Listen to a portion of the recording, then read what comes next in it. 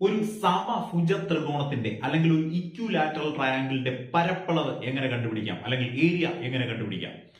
മനസ്സിലാക്കിയിരിക്കുക, ഒരു equilateral triangle എന്ന് പറഞ്ഞാൽ മൂന്ന് വശങ്ങളും തുല്യമായിട്ടുള്ള ത്രികോണങ്ങളെയാണ് നമ്മൾ എന്ത് പറയുന്നത്? ഇക്വിലാറ്ററൽ ട്രയാങ്കിൾ അല്ലെങ്കിൽ സമഭുജ ത്രികോണം എന്ന് പറയും. ഒരു സമഭുജ ത്രികോണത്തിന്റെ വശങ്ങൾ എ വീതമാണെങ്കിൽ അതിന്റെ പരപ്പളവ് നമുക്ക് ഇങ്ങനെ പറയാം, √3a²/4 എന്നാണ്. അപ്പോ വശങ്ങൾ എ വീതമുള്ള ഒരു സമഭുജ ത്രികോണത്തിന്റെ പരപ്പളവ് എന്ന് പറഞ്ഞാൽ √3a²/4.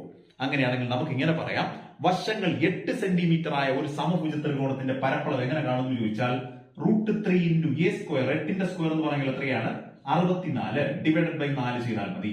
4 ഒരു പ്രാവശ്യം, 64 ആണെങ്കിൽ 16 പ്രാവശ്യം ചേർത്ത് പറയുമ്പോൾ നമുക്ക് പറയാം 16√3 സെന്റിമീറ്റർ സ്ക്വയർ എന്ന് പറയാം.